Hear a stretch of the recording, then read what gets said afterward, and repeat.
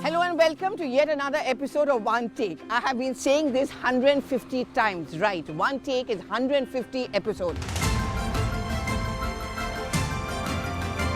Hello and welcome to yet another episode of One Take. There has been an entire team who has been working round the clock with their ideas. And today we, on behalf of our entire team of One Take, thank you, our viewers, for always being by our side.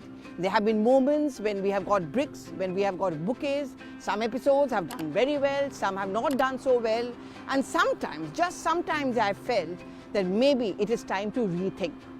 But every time I did so, there was some news which came up and made me feel and realize that One Take cannot go anywhere. The entire idea of One Take is to take advantage of a ground reportage, the years of experience or analysis, to try and connect with the viewers to understand from them what is it that we should be thinking of and what is it that the analysis should be all about. But thank you very much for being with us. Upwards, onwards, that's what we promise from the entire team of One Take. Celebrating 150th episode of One Take. You will never get such a beautiful explanation of Indian politics anywhere else. It was great to be part of editing 150 episodes of One Take series. Such a proud moment for all of us. Let's keep shining. And now let's go ahead with our episode of the today. Ironically, my first episode of One Take was also on Bengal. The 150th episode is also on Bengal. But it's in sad times that I talk about it. Let's talk about Murshidabad. Murshidabad is a beautiful place. I've been there many times over. It's also known for its resistance against the British. Remember Sirajuddaulah? He's the one who also faced tyranny or backstabbing. But he's also known as the one who stood up to the British. There is this white, beautiful Nizam Palace in Murshidabad, which is testimony to the history and legacy of this place called Murshidabad. It's also known for its fantastic food, its mishti, and its people who have lived in harmony till the Waqf bill came along. But that's not exactly what I'm going to be talking about, because the battle for 2026 seems to have already begun. There are many firsts as far as the Murshidabad issue is concerned. After a long time, in fact after 2011, we are seeing the state administration actually use the police to attack the mobs, to fire at them. Also after 1946, the Palayan or the Exodus, as it's being called, is taking place, where in this case many of the Hindus are moving away from Murshidabad to relief camps, to schools in Malda and in all these areas. And therefore my question is that Mamata Banerjee, who is a hands-on politician, who knows to walk the talk, who goes where there's trouble, where there's disturbance. Remember, she did that with Shingur and Nandigram. What is stopping her from going to Murshidabad? Why is it that the Trinamool Congress's response is lackluster, meek and mellowed down? Is it all about the appeasement politics? Is it about the vote bank? While we are talking about Hindu-Muslim rivalry which is taking place, we are talking about the consolidation and the polarization of vote bank. Don't forget the fact that for the Trinamool Congress, this is an opportunity where it could actually lead to the consolidation of the Muslim vote bank. Every time issues like the Furfura Sharif comes up or Owaisi comes up, even the Congress party trying to raise its head, there's this entire apprehension within the TMC that will the TMC Muslim votes be actually divided. But that's not what we are discussing today. Is Mamata Banerjee's government and party imploding? Is she on a shaky wicket? Has she started facing a burnout?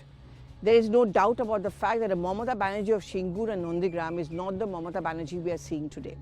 That fire sometimes seems to be missing.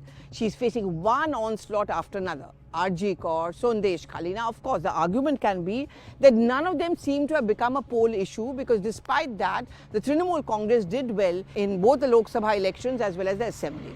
But we've also seen the kind of infighting which is now coming out openly as far as the TMC is concerned. Till now, these were spoken in hushed tones, Bhaipo versus Mamata Banerjee. No one spoke about it very credibly.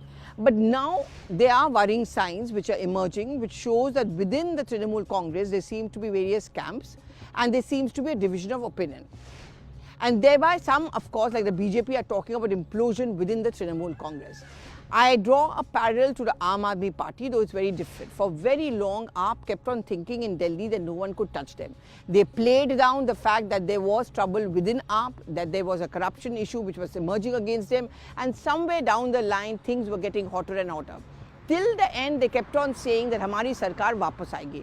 Mamata Banerjee has all the chips in her favor till now. She's a powerful woman politician. She is one who's hands-on, who's fixed to the ground.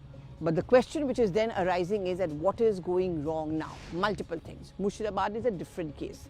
Murshidabad is which could have been a test case for Mamata Banerjee to show that a state administration can step out and take on despite the appeasement politics tag on her. That what is not important which religion you belong to, what is not important a Waqf bill, what was more important to show that she has a grip on the state administration. One of the worst things which can really happen is this impression which can go out that the state government is in cahoots with the police or the state administration and ask them to lie low. That is the perception. If it's going to start building up, it's going to be trouble for her in Bengal. The Kalyan Banerjee versus Mahua Moitro's snap which we saw, which came out publicly, is again something which they could not put a lid on. The Trinamool Congress predictably has preferred to keep silent, not going out to the media, not speaking out much, attacking the BJP, attacking the media and the BJP. All that is fine, but the silence can also be construed as a sign of weakness. That is the real problem as far as the Trinamool Congress is concerned. There are 2-3 things which could bring a government down. One, of course, is this perception that the state government is not going to step out, is trying to shield and protect the ones who are breaking the law. RG Kaur was one example. Murshidabad is another example. Second, of course, is trouble within the Trinamool Congress. She still remains a tall leader as far as West Bengal is concerned. The BJP certainly has many problems within. They don't have a strong leadership. They also have infighting. But would you then agree with me that there seems to be something going wrong? Murshidabad could be just a trigger. Of course, she's made it very clear that a Waqf bill is not going to be implemented in West Bengal, fair enough. But how is it that despite a specific intel report, Mamata Banerjee was not able to ensure that there would be peace in Murshidabad? Pictures of, say, a Yusuf Pathan sipping tea, the Trinamool Congress says, oh, it's nothing to do with him because it was not affecting in Behrampur, where he's an MP from. I'm sorry, that does not cut much ice. That does not convince the people.